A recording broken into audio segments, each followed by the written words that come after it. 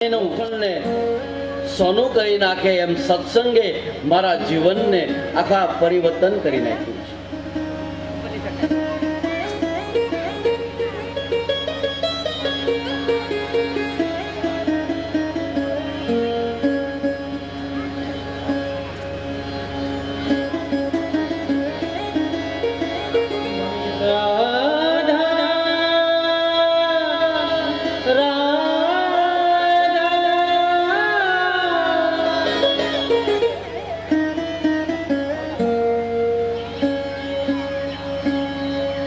મારામાં પરિવર્તન થવા લાગ્યું છે. પછી તો હું નારદજી કહેવા લાગ્યા, પછી તો હું ભાવથી એની સેવા કરવા લાગ્યો.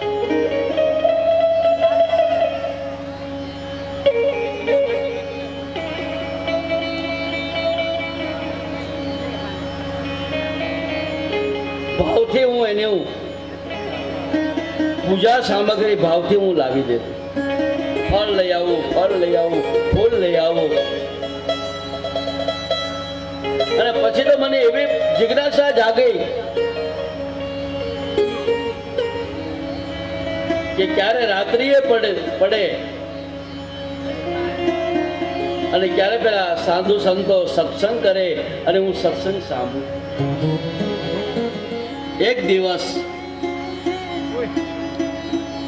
રાત્રિના સમયે સત્સંગ ચાલતો હતો.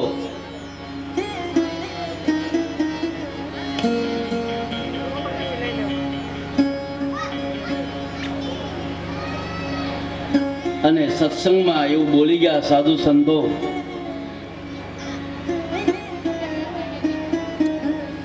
કે આ સત્સંગ અમારો આજ રાતનો છેલ્લો સત્સંગ છે. કાલ સવાર પડશે એટલે અમે આ ગામ, અમારું ચતુર્માસ પૂરું થાય અને કાલ સવારે અમે આ ગામ છોડીને જતા રહેશું. આવું જ આ પેલા સંતો બોલ્યા. એટલે નારદજી કે મને શુદ્ધ સાથ છે મારી.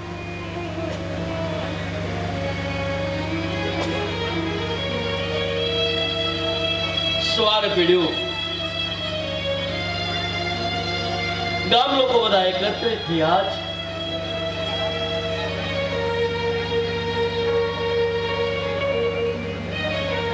અને ગામ લોકો બધા આ સાધુ મહારાજને વિદાય આપવા માટે આવે છે.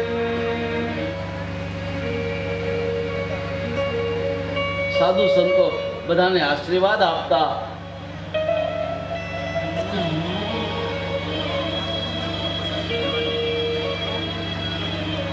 હું પણ, નારદજી કે હું પણ પેલા સાધુના પગમાં પડી ગયો.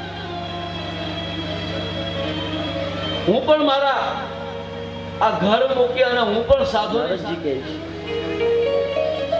કે મારી માં વિધવા, મારી માં, હું માનો એકનો એક દીકરો છું. મારી માએ ગામ લોકોના મજૂરી કામ કરી કરી મને યુવાન બનાવ્યો. અને હવે હું જો માને મૂકીને જતો રહું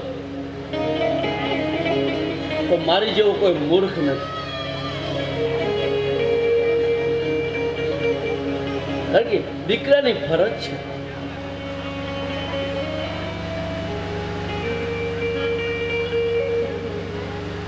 દીકરાની ફરજ અને હક આ બે વસ્તુ છે.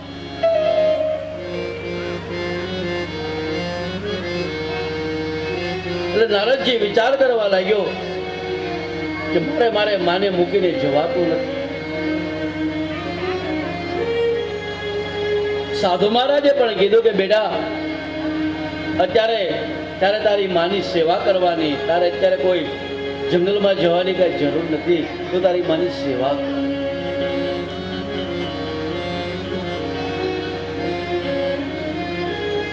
સાધુ સંતોએ વિદાય લીધી છે.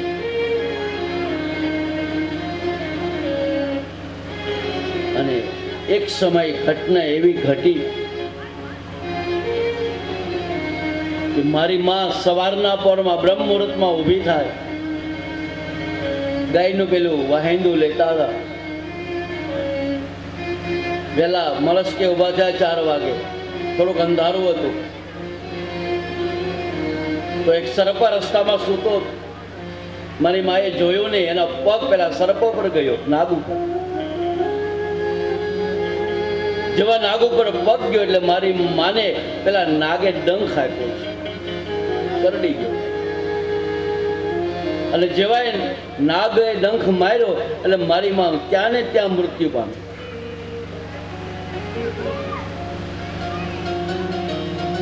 પછી મેં જે કાંઈ મારી દીકરાની જે કાંઈ ફરજ હતી મેં બધા જ કર્મકાંડ કરાવ્યા. જે કાંઈ મારું ઘર બહાર હતું બધું મેં વેચીને દાનમાં આપી દીધું. અને પછી હું જંગલમાં ગયો. तो कितनी अच्छी है, तो कितनी भोली है, प्यारी प्यारी है ओ माँ, ओ माँ, ओ माँ, ओ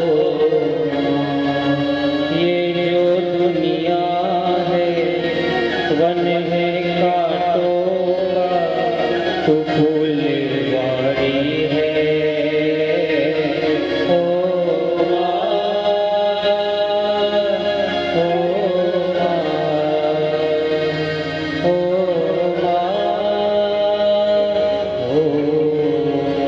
માની પાસે મેં માની પાછળ બધું દાન કરી નાખ્યું. માના સ્મૃતિમાં મને જે કાંઈ મળ્યું એ બધું મેં બ્રાહ્મણોને દાન આપી દીધું.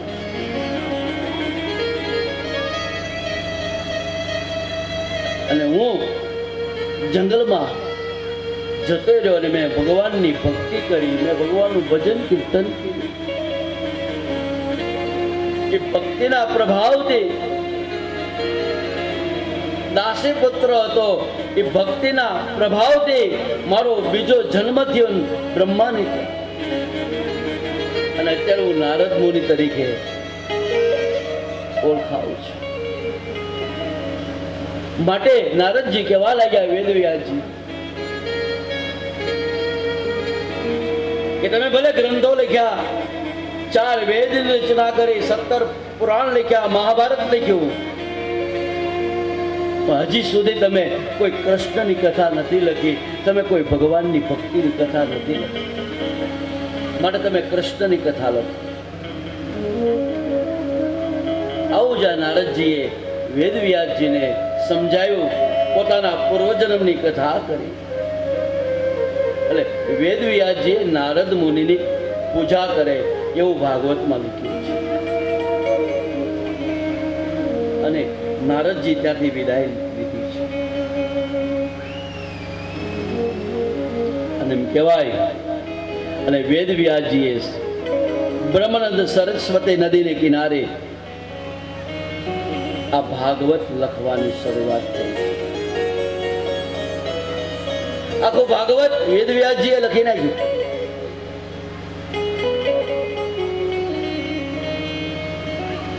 અને વેદવ્યાસજી વિચાર કરવા લાગ્યા કે મેં આ ભક્તિની કથા ભાગવત લખ્યું,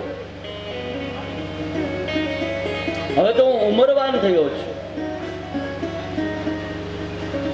હવે તો હું વૃદ્ધ બની ગયો છું, તો આ લોકોના કલ્યાણ માટે, લોકહિત માટે આ ભાગવત કોણ પહોંચાડશે? કારણ કે હવે તો હું વૃદ્ધ બની ગયો છું.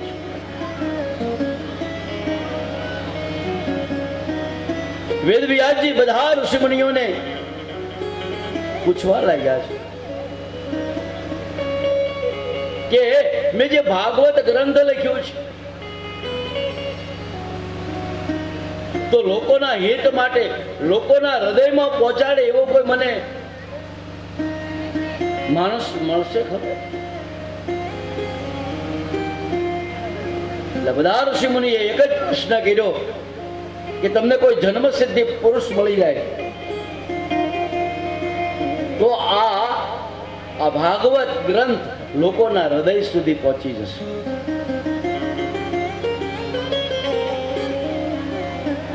તો વેદવ્યાસજીએ બધાને ગોતે છે પણ એને કોઈ જન્મ સિદ્ધિ યોગી મળ્યા નહીં. મળ્યા ખરા પણ બધા અધૂરિયા, પણ જન્મ સિદ્ધિ ન મળ્યા. કેવા મળ્યા બધા? એક દાદાને મોતીઓ આંખમાં કાંઈ દુખતું છે, ડોક્ટર પાસે ગયા. ડોક્ટરે આંખની તપાસ કરી અને ડોક્ટર સાહેબે કીધું કે દાદા હવે તમને જોવાનું બંધ થઈ જશે, હવે તમને આંખમાં દેખાશે નહીં. એટલે એ વડીલ ઘેરે આવ્યા. ઘેરે આવીને હાથમાં પાણી લીધું, સંકલ્પ કર્યો કે હવે હું આજથી ટીવી જોવાનું બંધ. આંખમાં દેખાતું બંધ થયું ત્યારે ટીવી જોવાનું બંધ કર્યું. એટલે આવા બધા અધૂરિયા મળ્યા, કોઈ જન્મ સિદ્ધિ ન મળ્યા. ત્યારે કોઈ ઋષિએ કીધું વેદવ્યાસજીને કે બાબા, તમારે જો જન્મ સિદ્ધિ કોઈ પુરુષ જોતો હોય તો એક કામ કરો, તમે મહાદેવને પ્રસન્ન કરો અને એ મહાદેવ તમારે ત્યાં દીકરો બનીને આવે તો આ ભાગવત લોકોના હૃદય સુધી પહોંચી જાય. એટલે વેદવ્યાસજી મહાદેવને પ્રાર્થના કરે, નમામિ શમીશા નિરેવાણરૂપમ વિભુવ્યાપકં બ્રહ્મ વેદસ્વરૂપમ નિજં નિર્ગુણં વિકલ્પમ નિરેહં નિરાકાશમાકાશે વાસં ભજોહં નિરાકાર મોકાર મૂલં તુરીયં ઈરાવ્યાનિભોતિ પ્રમેશં करालं महाकाल कालं कृपालं गुणाकार संसारे पारं नतोऽहं गुणाकार संसारे पारं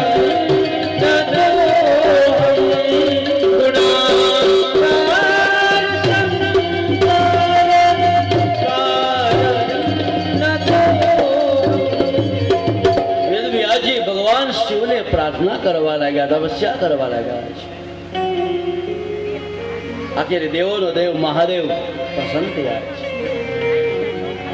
ભગવાન શિવજી વેદવ્યાસજીને કહેવા લાગ્યા, બાબા માગો શું જોઈએ તમારે?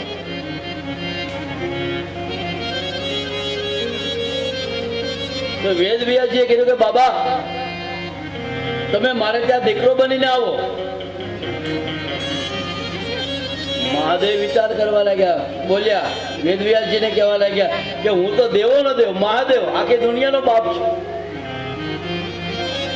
અને હું તારે ત્યાં પુત્ર બનીને આવું? ભોળાનાથ કે આ તો ન બને, કારણ કે હું તો દેવોનો દેવ મહાદેવ છું. વેદવ્યાસજી કહેવા લાગ્યા, બાબા મેં એક ભાગવત કથા લખી, કૃષ્ણની કથા, મેં પ્રેમની કથા અને ભક્તિની કથા લખી છે. લોકોના હૃદયમાં પહોંચી જાય એટલા માટે હે ભગવાન મહાદેવ તમે મારે ત્યાં પુત્ર બનીને આવો.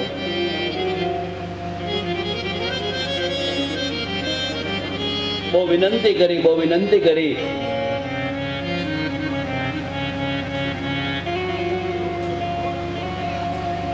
ભગવાન શિવે વરદાન આપ્યું કે હું તમારે ત્યાં પુત્ર બનીને આવીશ.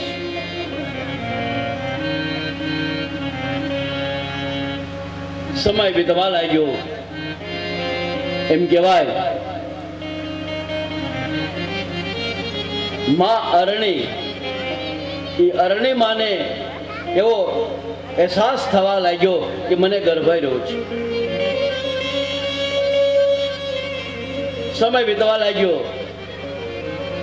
9 મહિના પૂરા થયા પણ મહાદેવ પ્રગટ નથી થતા, જન્મ ધારણ નથી કરતા. 10 મહિના થયા પછી ભાગવતમાં તો એવું લખ્યું મહિનાની વર્ષો વીતવા લાગ્યા. બાકી નિયમ છે 9 મહિના થાય એટલે જન્મ થાય બાળકનો, પણ ભાગવતમાં એવું લખ્યું કે અહીંયા મહિના નહીં વર્ષો થવા લાગ્યા છે. 16 વર્ષ થયા. કેટલા? માં અરણીના ગર્ભની અંદર 16 વર્ષ સુધી ભગવાન રહ્યા છે. પછી શિવજી પાછી મહાદેવને પ્રાર્થના કરે કે મહાદેવ હવે તો તમે જન્મ ધારણ કરો આ ગર્ભની અંદર, હવે તમે ધારણ કરો, જન્મ ધારણ કરો.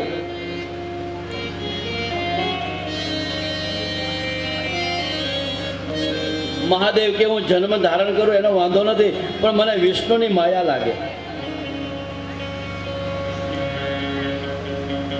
વેદ વ્યાસજી કહેવા લાગ્યા બાબા તમે તો દેવોનો દેવ મહાદેવ, તમને કોઈ વિષ્ણુની માયા ન લાગે, સામાન્ય માણસને લાગે. તમને માયા ન લાગે કારણ કે તમે તો અજન્મા છો. અજન્મા લોકાહા કિમા વયવંતો ઈ જગતા. હે ભગવાન તમે તો દેવોના દેવ મહાદેવ છો, માટે તમે પ્રગટ થાઓ, જન્મ ધારણ કરો. મારો આ ગ્રંથ થઈ ગયો ટાઈમ. વાહ, તમે પ્રગટ થાઓ.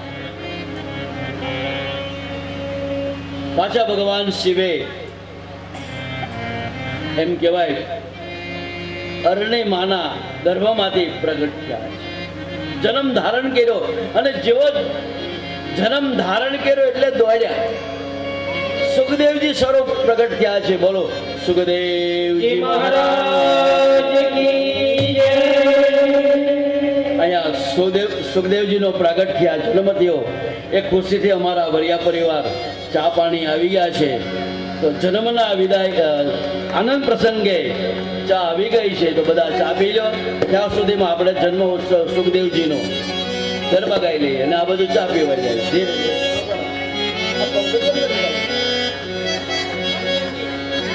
જે કોઈને ચા પીવી હોય, મહેમાનો આવ્યા છે, ભાવથી બધા ચા પી લો.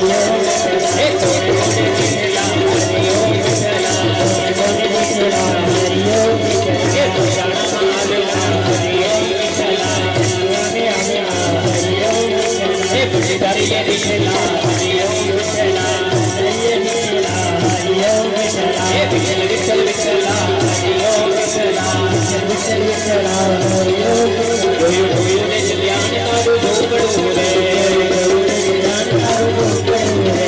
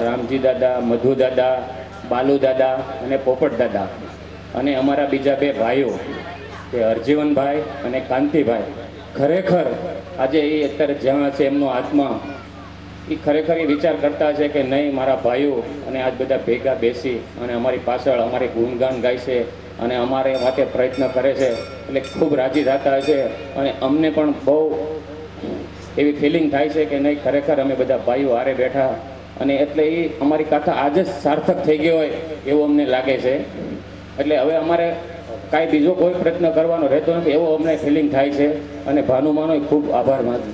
હવે એમ કહે છે કે આ મંજુ અને હકુ દાદા એ બધા આવું બધા એના વિચાર કેમ આવ્યા, તો મને એવો વિચાર આવ્યો કે અમારા દાદા હકુ દાદા એ જ્યારે અમારી ચારે બેનું ખેતરમાં કામ કરતી અને અમારા હકુ દાદા જ્યારે પોતે રોટલા ઘડતા અને એમનું ભાત ટિફિન લઈ જતા ખેતરમાં ત્યારે એ રોટલા ઘડતા ત્યારે એ ભજન ગાતા ગાતા રોટલા કરતા. એ રોટલો આ બેનું એ ખાધો, અમે ખાધો. એટલે એને એવા વિચાર આવે ખરેખર જે એમના જે લોહીમાં જે વિચાર આવે ને એ આગળ પેઢીઓમાં વિચાર એના એ જ રહે છે, એમાં કાંઈ ફરક નથી પડતો. તમે જેવા છો એવી જ તમારી પાછળની પેઢી એવું જ કરશે, એમાં કાંઈ કોઈ ફેરફાર કરી શકતો નથી. એટલે તમે સુધારો કરો, તમે ફેરફાર કરો તો જ આગળની પેઢી સુધરશે, બાકી તમે જે કરશો એ જ કરશે બધા. તો અમે બધાનો બહુ આભાર માનીએ છીએ, મંજુબેનનો, વનિતાબેનનો, દયાબેનનો, એમને આ કાર્યક્રમ કર્યો અને ભાનુમાને સપોર્ટ કર્યો, અમે પણ આભારી છીએ. તો ખરેખર હકુદાદાના જીવનમાંથી બહુ પ્રેરણા લીધા જેવું જીવન જીવે, જે પોતાની જિંદગી જે જવાની કહેવાય ત્યાં જવાનીમાં અમારા દાદીમાં વૈયા ગયા. બરાબર. આજે અમારે વરિયા પરિવારની અંદર ચુંડા સેવા નાન બાબા પરિવાર આજ આનંદ, આજ ઉસરંગ, આજ સણોહરા ને સખી અમારા ગામમાં આજ કંચન વરિષામે ભલા મારા નાનું તો કાયમ મળશે. આજે પેઢીઓથી એમ કહેવાય છે વિચાર કરી પૈસો ખાટી પણ ખાધી નહીં, પછી દાદા દાટી માટીમાં આ તો બોરિંગ પેલી ફરવું ફળિયામાં તારે ડેડેક ભરગવા દાદવા પૈસો કામ નો. હું આજ મારા બાપ તમે ઠેકાણે પૈસો વાપર્યો. હું તમારો બારોડથી તમને કહું છું કે તમને ખાલી વિચાર આવ્યો ને નાથી તમારા ગોડિયાને મોક્ષ અને મોક્ષ જ મળી ગયો છે. આજ એક નહીં પણ જ્યાં અમારા નાન બાબા પરિવારથી માંડીને જ્યાં કોઈ નાનું છોકરું હોય ને કદાચ કોઈ એમ કે એને પિતૃની નડતર ઉભી રહે તો હું બારોડ કહું છું તમારા કોઈ જગ્યા આજથી તમારે પિતૃની નડતર ન ઉભી રહે. મારા બાપ આ તમારા આંગણે તમે આજ ગંગા ઉતારી છે, આ ભાગીરથ કાર્ય કર્યું છે. જવતર જવડો કટકો કટ ગંગામાં નાય પણ માનવ યા કુળમાં ભૂતનો હૃદય ભગીરથ. આજ કદાચ કોઈ ભૂત યોનિમાં જો હોય વરિયા પરિવારનો કોઈ આગળની પેઢીથી માંડીને 72 પેઢી સુધીમાં આ તમારા ભાનુ માનો જે પૈસો છે ને આજ ઠેકાણે વપરાણો મારા બાપ આ ઠેકાણું કહેવાય. આ જગ્યાએ તમે જે વાપરો ને પૈસો તો મળશે પણ નાણું મળશે, ટાણું નહીં મળે. આજ તમારી બેન, દીકરી, સગા વાલા, ગામના સાધુ, બારોટ, બ્રાહ્મણ બધાને બોલાવી અને માણા કહીને પૈસો છે ને બે પ્રકારનો હોય, સુરી અને અસુરી. અસુરી માયા ડટાઈ જાય જ્યાં સુધી ખાવાનું મન ન થાય, પણ સુરી માયા ભેગી થઈ હોય ને તો આ ઠેકાણે વપરાય. હા, મારે ઘણી વાત કરવી છે પણ મને 2 મિનિટ આપી છે. સપ્તાહનું આયોજન ચાલુ છે. હું તમને આજ સાંજે બધાને મોજ કરાવી દઉં. અમારું વચન છે. વાહ, વાહ, વાહ. જય માતાજી. અસ્તુ. 1 મિનિટ, જનરેટર પાવર આવી ગયો છે તો જરા જનરેટરનું સેટઅપ કરી નાખો.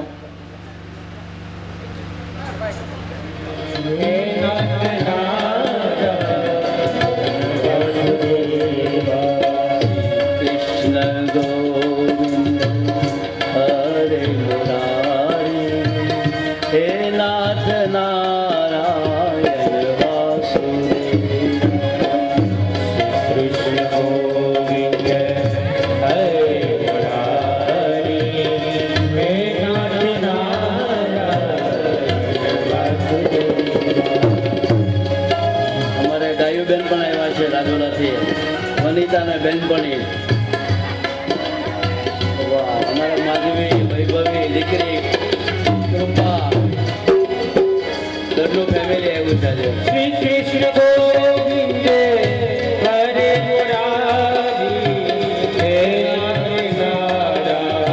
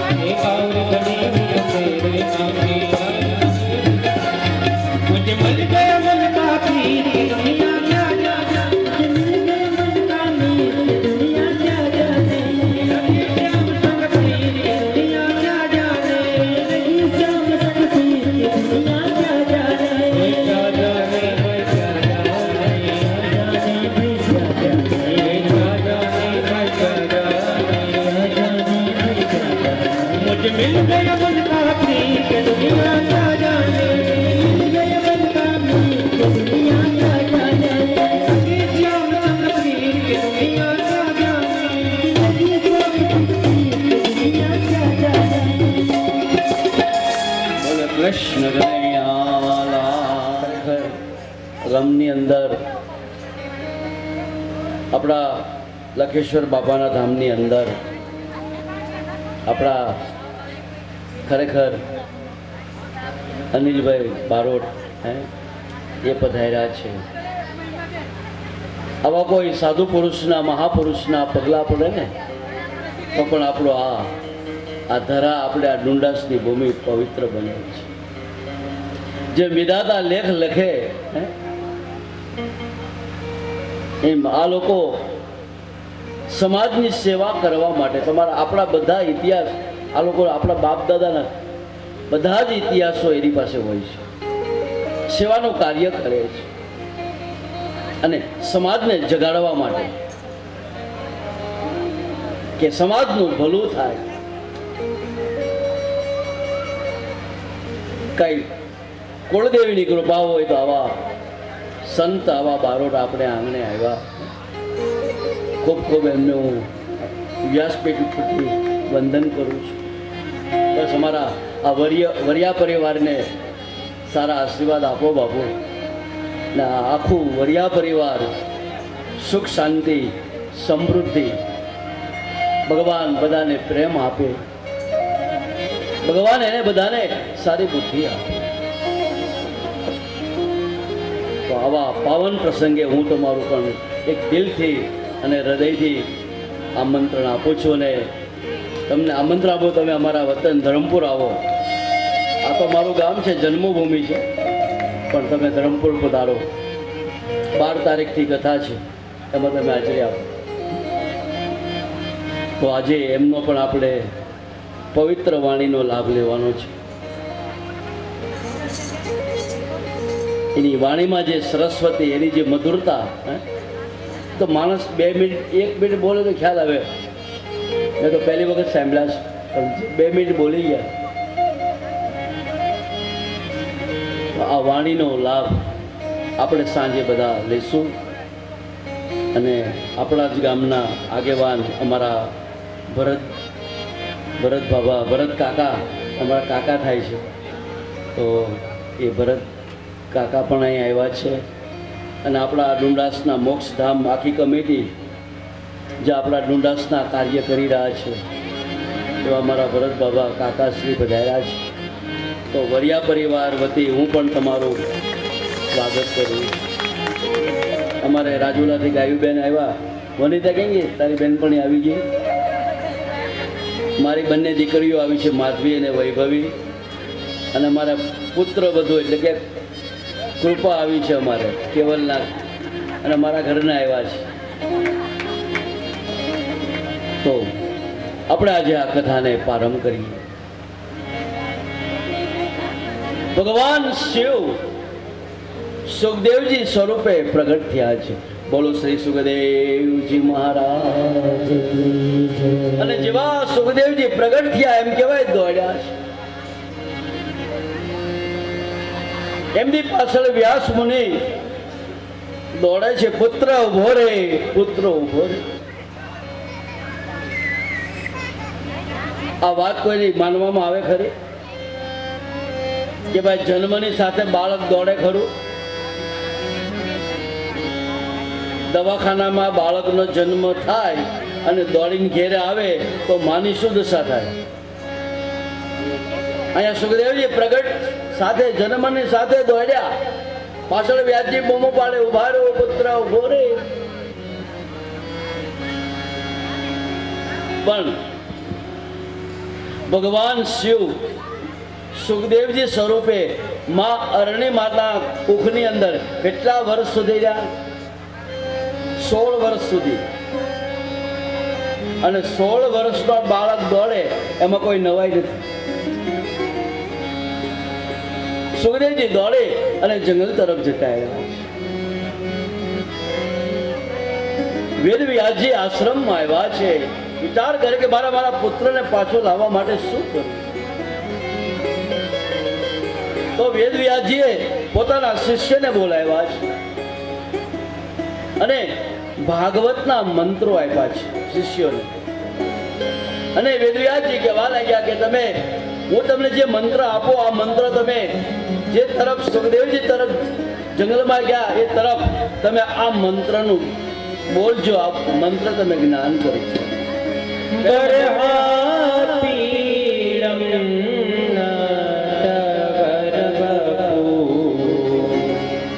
કર્ણયો કર્ણિકારમ વિવરવાસ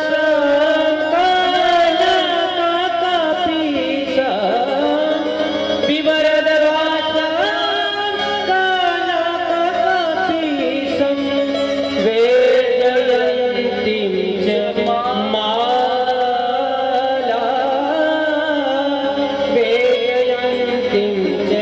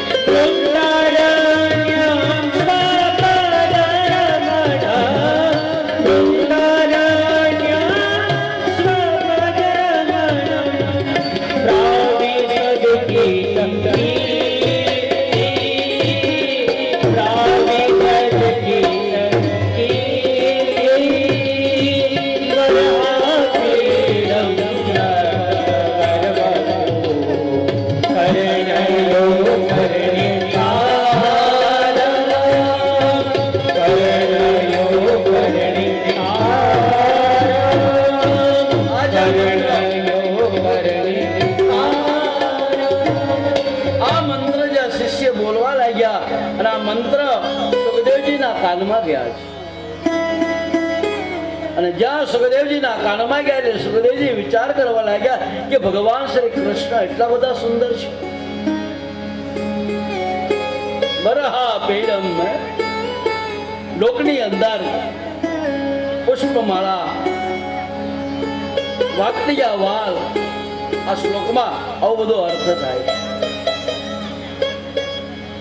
પાછા સુખદેવજી એવા વિચાર કરવા લાગ્યા કે હું તો લંગોટી, મારી પાસે તો લંગોટી પણ નથી, અને આ ભગવાનને આ બધો ભોગ હું ક્યારે ધરું, કારણ કે મારી પાસે પહેરવા માટે લંગોટી પણ નથી. તો પાછું ભગવાને માંડી વાળ્યું સુખદેવજી. ત્યાં પેલા શિષ્યોએ ભાગવતનો બીજો શ્લોક બોલે છે. અહો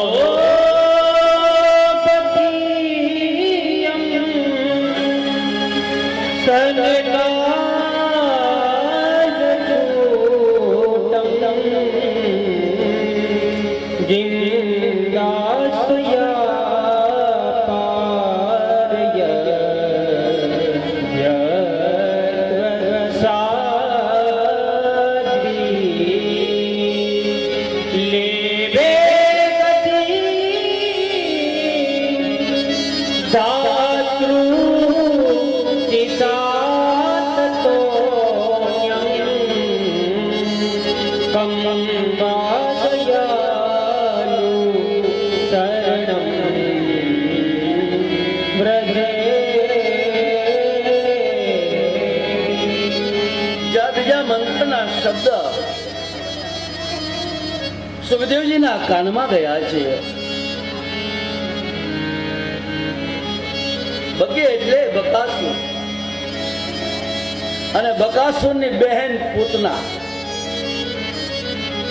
એ પૂતના જ્યારે ઝેર ચોપડીને મારવા માટે આવ્યા કૃષ્ણને,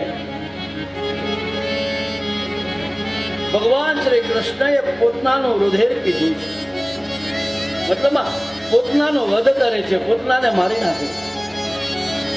પણ પૂતના મર્યા પછી જે ગતિ આ કૃષ્ણએ મા યશોદાને અને મા દેવકીને આપી, એવી જ ગતિ કૃષ્ણ પરમાત્માએ આ પૂતનાને પણ આપી.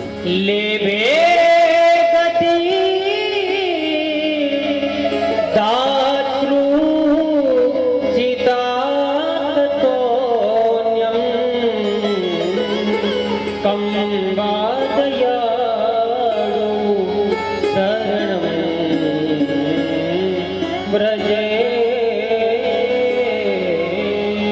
સુખદેવજી વિચાર કરવા લાગ્યા તો ખરેખર ભગવાન કૃષ્ણ તો ભાવનો ભૂખ્યો છે, એને કોઈ પદાર્થનો ભૂખ્યો નથી.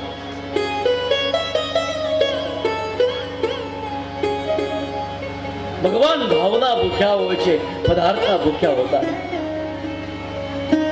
આપણે કેટલા ભાવથી પૂજા કરીએ એ મહત્વ છે. આપણે કેટલો ખર્ચ, કેટલો આઈટમ લેવા તે નથી જોતા. મારા ને તમારામાં કેટલો ભાવ છે એ મારો ને તમારો ભાવ.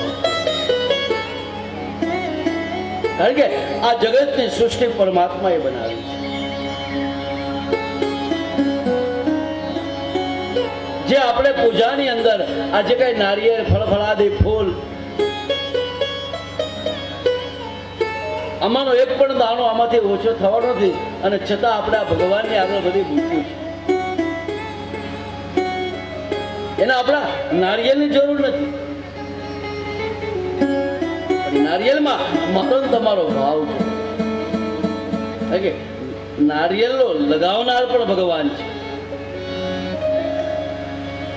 અરે નારિયેળની ક્યાં વાત કરો, ભગવાન તો એમ બોલ્યા કે આપણા આખી જગતની અંદર દુનિયામાં જે કઈ દેખાય એ બધું ભગવાનનું છે. આ શરીર પણ આપણું નથી.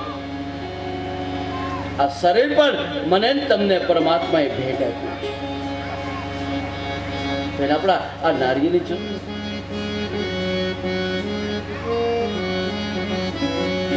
એટલે કહીએ ને આપણે જીવ શાને હરે છે ગુમાનમાં, અભિમાનમાં તારે રેવો બાળાના મકાનમાં.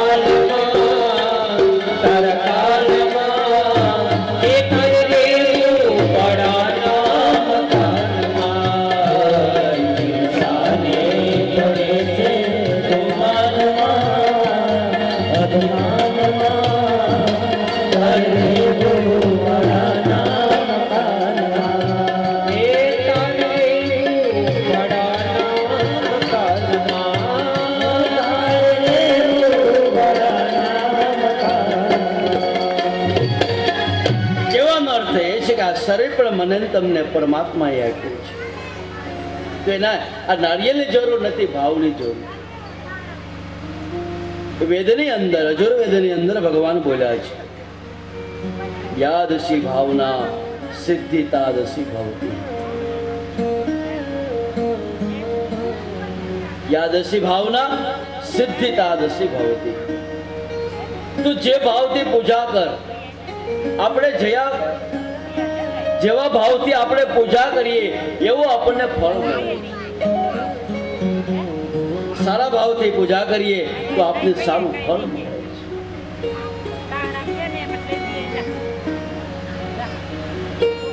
એક ડોશીમાં હતા, એના દીકરાને ત્યાં કોઈ સંતાન નહીં હતું. તો આ ડોશીમાએ ઘણો બધો ઉપાય કર્યો, પણ એના દીકરાને ત્યાં કોઈ સંતાન નથી. પછી ડોશીમાને કોઈએ કીધું કે માં, બાજુના ગામમાં એક મંદિર છે, ચમત્કારી મંદિર.